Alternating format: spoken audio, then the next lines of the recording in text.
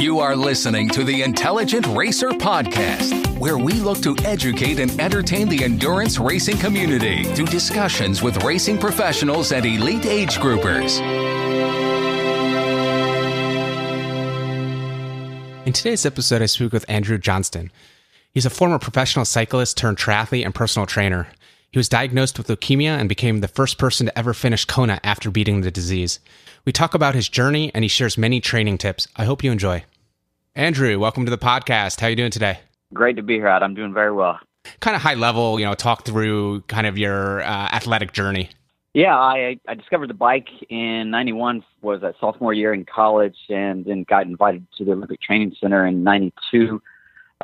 Spent some time over in Europe and then turned pro in 94, and then spent 95, 96, 97, 98 over in Europe as well, racing bicycles.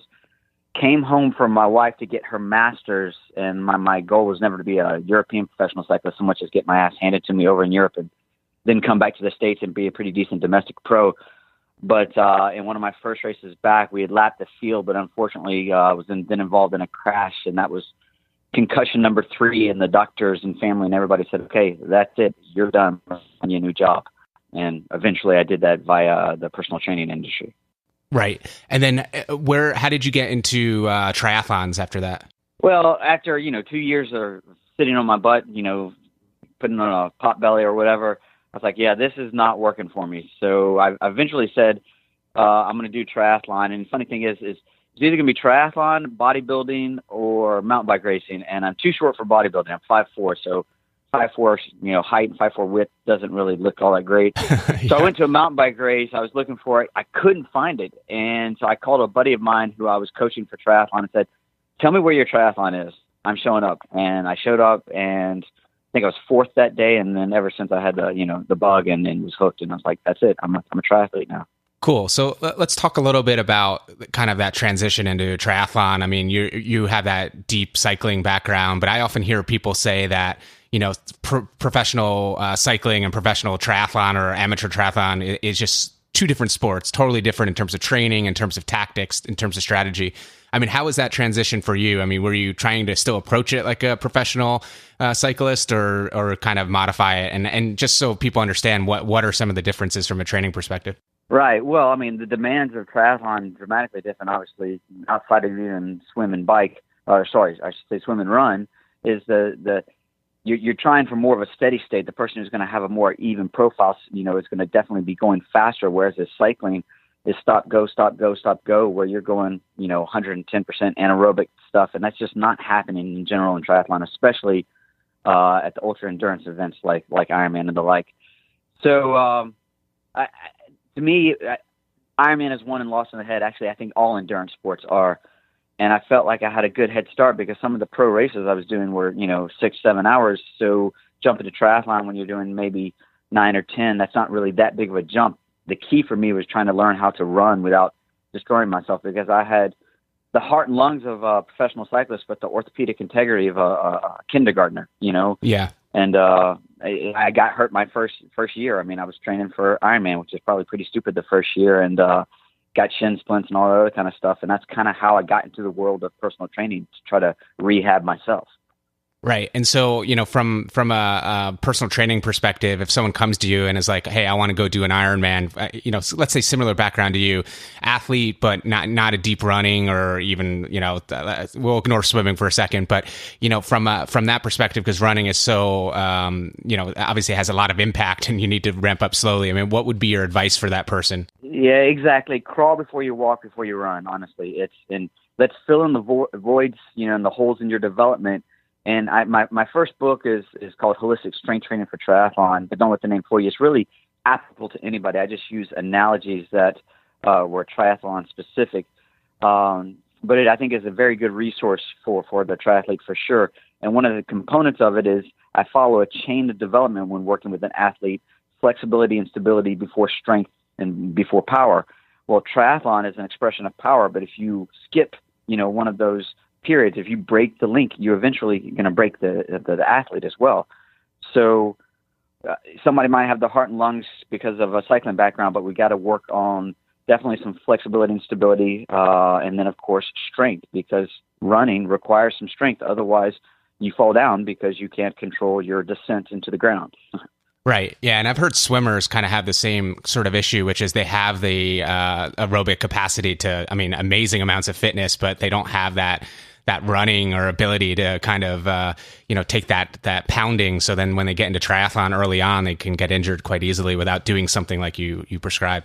Yeah. And they have such a work ethic of volume, and intensity. And yet, again, they're not in a field of gravity, relatively speaking. It's a weightless environment. And so they just haven't developed some of that eccentric strength. And sometimes everybody thinks flexibility is a good thing, but if you're overly flexible, then you lack stability. So you need a good combination of both. And that's kind of where the arts and science merge as far as personal training is concerned. Right. And so walk me through a little bit, let's go into a little bit more detail around the stability, flexibility, and strength work that you kind of, that progression that you prescribe, because, most amateur triathletes understand the swim, bike, and run, but they often neglect the other components of kind of building that, balanced athlete so they don't get injured. And especially as you get into the longer distances, it's so important to stay healthy. Just kind of talk me through some of the things that you do for that. I mean, how does that kind of work? Well, if somebody comes to see me, one of the things I do is I take them through a goal assessment, which is about a 2-hour assessment where I'm looking at them literally with a fine-tooth comb, looking at length, tension relationships, core function, et cetera. And we all have deficits, whether you're a stay-at-home parent or a world champion, whatever, or we've all got our deficits that need to be addressed. And if we don't address them, there's one of two things. It either hurts us in the long run or it keeps us from realizing our full and ultimate potential. So I got a lot of people that come to me who are either in pain or training specifically for something, and both of those tend to be good motivators. So we follow that development. We work on flexibility and stability, oftentimes something that they haven't ever addressed. And as I say in my first book, when it comes to endurance athletes, ironically enough, their weakness is strength. So we work on the flexibility and stability, then we start working on the strength, and ultimately that allows them to have a full expression of power, meaning a full expression and development of their swim, their bike, and their run. Right. And from a pain perspective, I imagine you get a lot of people that come to you after they've got an issue. And it's sort of like, ideally, you probably want people to come to you when they're healthy and getting started, so you find the imbalances before they become injuries, right? Yeah, without a doubt. But that being said, when people come to see me and they're hurt, or sometimes tell them congratulations, because ultimately this experience is going to allow them to, again, fill in those holes in their development so they can actually do something that they probably never would have done had they not addressed some of these deficits. Correct. Yeah, that makes sense. And so, let's take, I know it's very individual, but let's take a typical kind of, middle of the pack sort of triathlete, someone who's, getting started, but, comes to you and sort of wants to understand, how many hours a week should they be focused on the not swimming, biking, and running, but sort of that supplemental type of thing? I understand it's going to be athlete dependent, but just give me some idea of, what the typical would look like. Right. Well, strength training specifically 2 to 3 days a week would be nice. And again, that's going to vary from where they are in their season.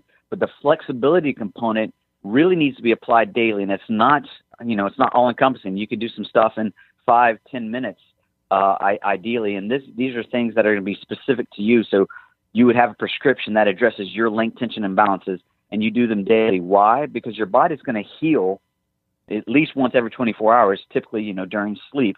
And so if you'll address those postural aberrations before you have a chance to heal in a shortened or distorted state, then the likelihood of you maintaining that good posture, that good function, et cetera, gets greater and greater each time. So eventually your body learns what proper posture is, because the body gravitates towards a position of strength. And if you strengthen yourself in a position of poor posture, all you do is more deeply ingrain that into your neuromuscular system. Right. And so what type of activities from a flexibility perspective are you prescribing? Is it dynamic stretching? Is it yoga? Is it, what do you kind of use as the method to gain that flexibility? I don't typically prescribe yoga, partly because that's kind of a shotgun approach to flexibility, meaning you're going to do what the class needs to do, not necessarily what you need to do.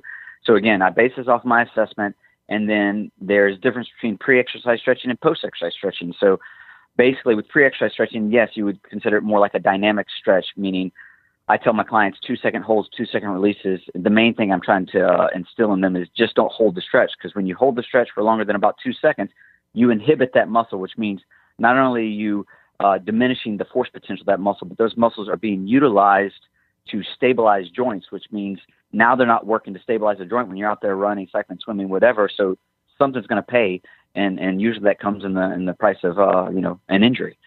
So Right. I'll make sure that we address the length tension relationships so that we can strengthen them, in a position of good posture, but we don't turn off the muscle. You do that dynamically. Afterwards, do some static stretching. That's great. That's fantastic. And then we have shortened the muscle through exercise, and now let's teach it that short and tight's not the way it needs to be, but back to its optimal resting length. Right. And so you mentioned you have some books, and you're based in Atlanta, correct? That's correct. Yes, right. sir. So for someone who can't come down and see you or live in Atlanta to get the kind of overview, obviously to your diagnosis and then prescription, I mean, can they use these books to kind of, ferret out some tools and things that they can do to kind of help work themselves out, even if they don't have someone like you available?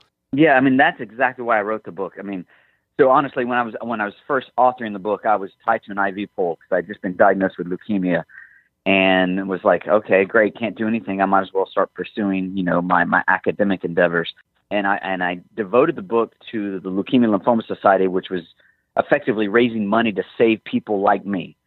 So it might have been a bit self-serving, but I mean, I donate the proceeds of the book to the Leukemia Lymphoma Society, and I thought, here's all these people, they're training their asses off to save a life, mine included, and yet they're killing themselves with improper training techniques, improper stretching, strategies, and even nutrition, which is why it's holistic strength training, because I talk a little bit about nutrition and lifestyle as well in the book. That's what the book was inspired by, and I think it, of course, has the limitations of being in print, and that's not specific to everybody, but what I did was I used my experience with my clients and put the most commonly occurring length tension imbalances in there, how to address them, the core deficits that I saw most commonly, and how to address those as well, and then a variety of exercises starting from fairly neurologically simple to increasingly neurologically complex, based off what was going on and what the person needed, and gave some example profiles of how to put the plan together, etc. Did the best I could, and honestly, the feedback from people randomly and on Amazon and otherwise has been pretty good. Yeah. And so you mentioned the leukemia, and I was going to hit on that as we got back to your biography. I mean, talk about that a little bit. I mean, my grandmother had leukemia, so it's kind of one of those things that's close to my family as well. And obviously, like you said, you had to go through, the chemotherapy and other things and that had to beat up your body. But then you came back and were able to compete and finish in Kona. So, just for other people who, encounter things like cancer or other obstacles, even if it's just an injury, how did you stay mentally resilient enough to focus on, once you got stronger, to go back on the road to ultimately going to the Ironman World Championship? Right. Well, I mean, I think, I've always been an athlete. I played soccer until I was 19 and then got into professional cycling and realized what a mental game this was. So I was always using visualizations and positive affirmations, etc. So when I was diagnosed, trust me, there was a period where, if people met me, they might have thought I was the most depressed person in the world, because those were dark days. The prognosis at one point was 3 to 5 years, and that's just not what you want to hear when you're 32. Yeah. But I think ultimately, what I did with triathlon is I used it almost as a carrot, as an enticement to be the incentive I needed to get healthy enough so that I could compete again, because I absolutely love the sport. And then also perhaps maybe be able to inspire folks in the similar position or facing whatever obstacle that they're facing, and show them that indeed life is not over just because of a diagnosis, and that you can continue to do really whatever it is you want. In fact, when I was talking with my doctor about, hey, can I return to triathlon? He's like, we don't know. He said, you're 32 years old. Most people with your disease are 60, and not thinking about triathlon, quite frankly. So listen to your body, give it a shot. Made myself as healthy as I could. Yeah. And it's interesting. You mentioned the kind of triathlon being that carrot to kind of, I guess, keep that positive outlook and look into the future. I mean, that has to be a big component of getting healthy and moving forward, as opposed to, if you don't have that carrot. They obviously say a lot of, sometimes medicine and things is mentally, there's the brain plays a big role. So it sounds like that piece of it really, factored in. Yeah, without a doubt. In fact, I mean, to give you a specific example, I knew what was going on. Long story short, when my doctor called me on a Friday and said, "Okay, we need to talk. Your blood cells are 110,000, et cetera. I think you could have some sort of cancer." Of course, I did some research before I was able to go see a hematologist, and so I was pretty confident that it was some sort of leukemia. And I go ride my typical Saturday ride. And the day before, as far as I was concerned, relatively speaking, I felt okay. I mean, there was stuff going on that I hadn't recognized, but I felt okay. Well, I tell you, I go and do that ride with the idea in my head of you have leukemia, and I felt like I had a 100-pound weight tied to me. It was night and day, the difference between how I felt the day before and then I felt on that ride. So, and that just shows you, I mean, whether it's a physical weight or a mental weight, it's the same weight, and your body has to bear it. Yeah. That is such a good example. And people put those mental weights on themselves all the time, right? I mean, it's whether it's freaking out about a race before a race. And then obviously it's like self-actualizes when, you have a bad day or something as serious as an illness or an injury or something. But that's a classic example right there. Yeah, exactly. And I had people, for example, that come to me and say, okay, I'm in a stressful job. I have a rough relationship with my spouse and financial issues and this, that, and the other, and I need an exercise program to deal with all this stress. What they don't seem to understand is that exercise is a stress. Right. And I tell them, no, actually what we need to do is we need to look at your nutrition and lifestyle. We work on your flexibility and stability. But if I give you a typical exercise program, that's literally going to be the straw that breaks your camel's back. Right. That's a good point. You don't exercise to get healthy. You get healthy so you can exercise. Right. And so you mentioned sort of that lifestyle and you said nutrition component in the book. I mean, can you talk a little bit about, everyone knows nutrition's important, but kind of how do you look at it from a training perspective, and then also that lifestyle piece in terms of being able to, I guess, I imagine balance and stress and those types of things?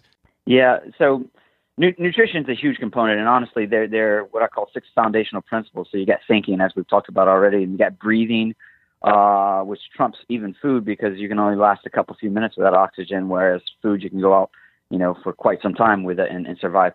You got hydration, nutrition, and then movement, which is exercise, et cetera, and beyond, and then sleep. So all these components are foundational principles of health that need to be addressed on some level. The reason I wrote the nutrition book first is because that's what people think about. They think basically exercise and they think nutrition. And nutrition's huge, so I felt like I could reach a lot of people there. And indeed, when that book was published in 2015, it was rated one of the top 10 health resources in the nation, I think by Harper's Bazaar or something like that. Anyways, my approach to it is just like my approach to everything else. Health is never found at the extreme. So do you need to be on a low-carb diet? Do you need to be on a high-protein diet, low-fat? It's none of that really works. Long-term, it's not going to work. Short-term, it might give you some type of benefit, but the body will do anything it can for long-term survival, including sacrifice long-term health. Yeah. And that is, that's a hot topic. So you hit on something really, really important, which is people get really adamant about their diets. So whether, you got the paleo, the low carb people, and they're adamant that that's the only way to be, or the vegan or the vegetarian, whatever it is, it's also an individual thing, right? What's going to work for one individual is not necessarily going to work for everyone else. And as you said, the extreme ends of things in the short run may work, but in the long run probably is not the way our bodies were built or evolved, right? Exactly. And you're right. So one size does not fit all with anything, whether it's nutrition or exercise or whatever, because we are dynamic organisms. We're changing from moment to moment. I'm not the same person I was when we started this interview. So you've got to be able to listen to your body and know that the biochemistry is changing. And there are reasons to go higher carb. There are reasons to go higher protein, for example, but there might even be reasons to go more vegetarian, as the case may be, depending on what's going on. And in my book, I'm not saying, hey, do this or hey, do that. What I'm doing is putting out the information, the science, not necessarily the research, meaning science is relatively speaking black or white, whereas research can be bought and paid for depending on what's going on and what you want to prove and how long you do the study and what kind of control group you use and blah, blah, blah. So I put the science out there and then let people make up their own mind. I'm just trying to inform people, but ultimately they got to listen to their bodies because N does equal 1.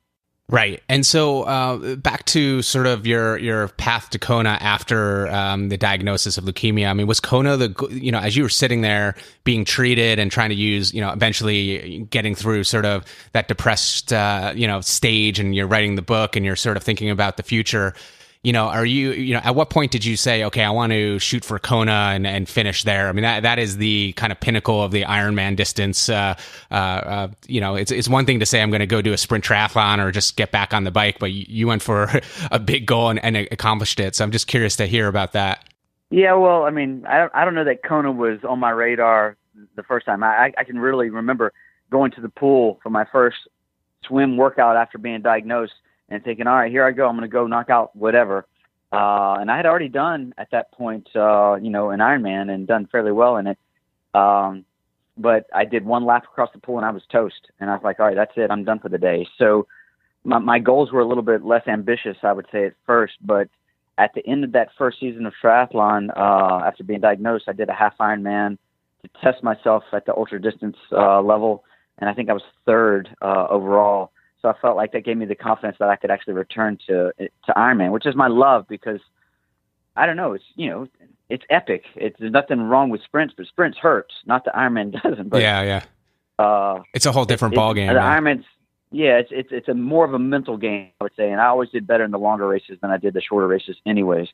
But I mean, every triathlete out there probably at one point or another contemplates doing Kona. So of course I used it as a carrot.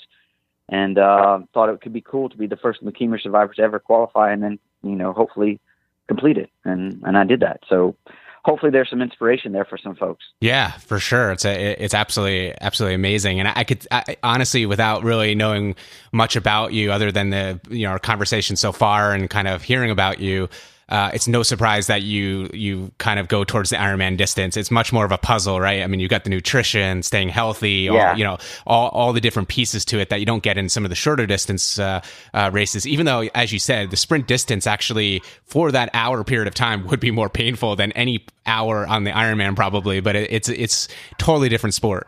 Exactly. If you're great at sprints, awesome. And in fact, use them. The funny thing is, so strength and power peak at 25 and then starts to get a little bit worse unless we start taking certain steps. And so when you're young, I think focusing on that sprint distance is great because that's your strong suit, and that's what you should be racing. But then again, now you start training your weaknesses. So for the older athlete like myself, my endurance is definitely my strength, but now strength and power become my weakness. So I need to train my strength and power and race my endurance, which is of course the Ironman distance. Right. And so I also, and I haven't seen it yet, and I definitely want to see it now after talking to you, but there was a documentary made about you called Living is Winning. And can you just talk a little bit about that?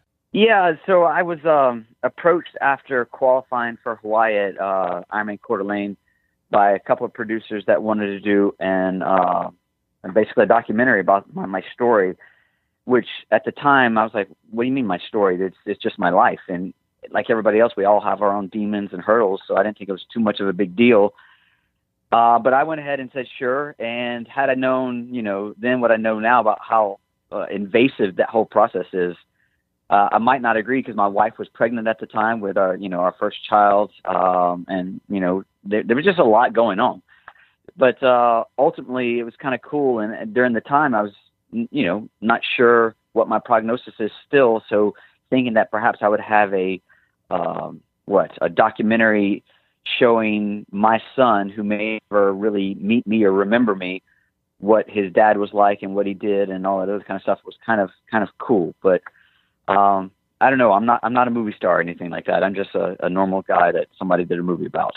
Yeah, that would be an interesting experience, I suppose, but I'm sure it's very inspirational and it, obviously probably motivates a lot of people. I mean, it really is. I mean, at the end of the day, when you watch the Kona on NBC, once a year or whatever, and they have 3 or 4 inspirational stories, and then they have obviously the pros, and it's all great, and I enjoy it, but it really is inspiring to hear kind of your path from being an elite athlete, getting an illness, battling back, and getting all the way to Kona. I mean, it really is inspiring. And I'm right now, my season's sort of over. I did Ironman Lake Placid, a month ago.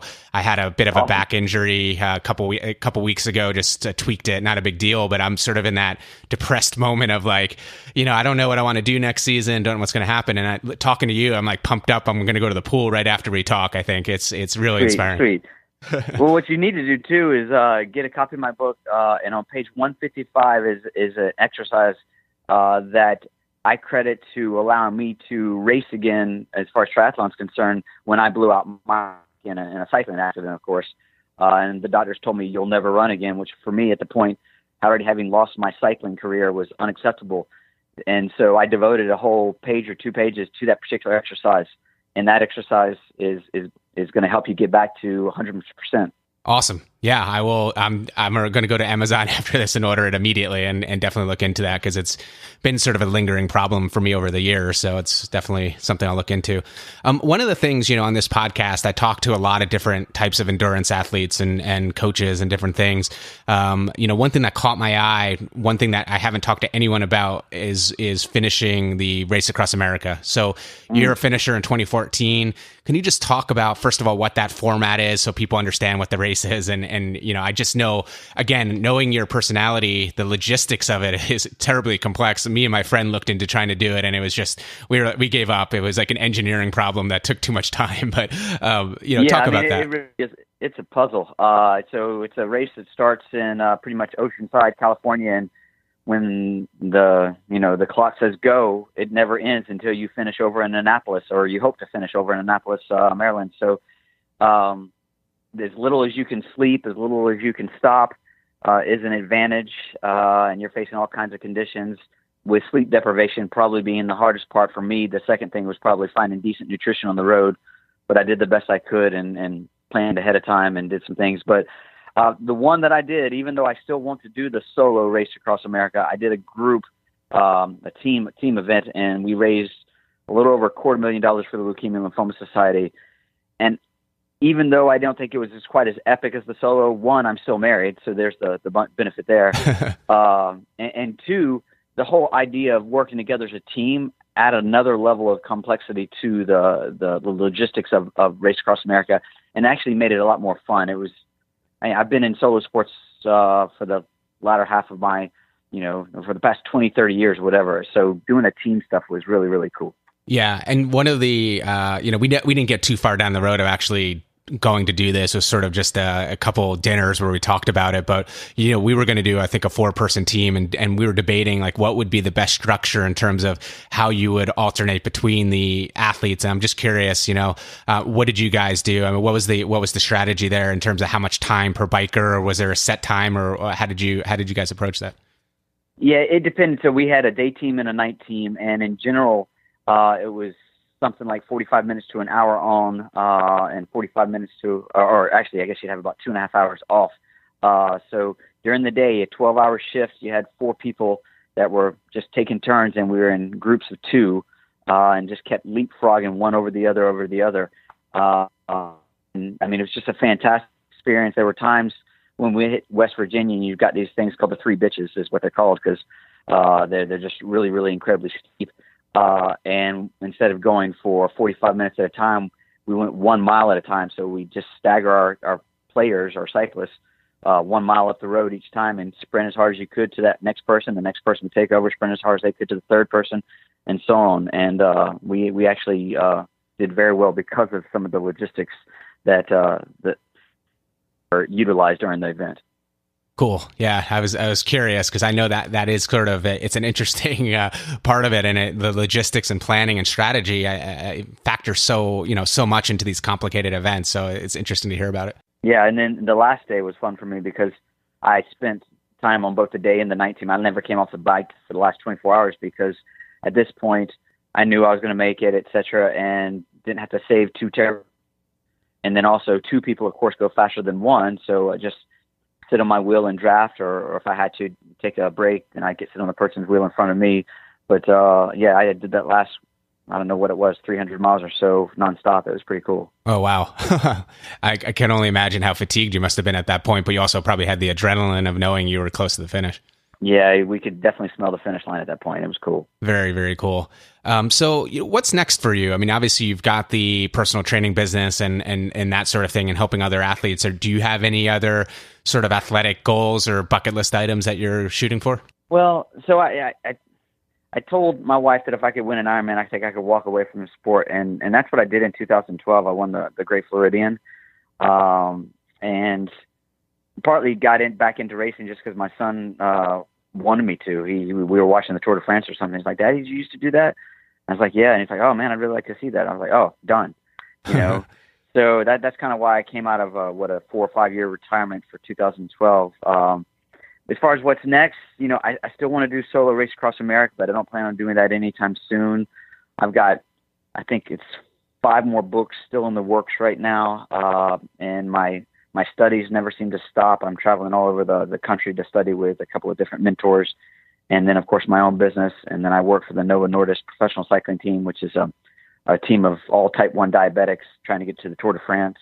And so I'm busy. And I don't know that I have really a lot of time to devote to racing, or at least training for racing like I would like to.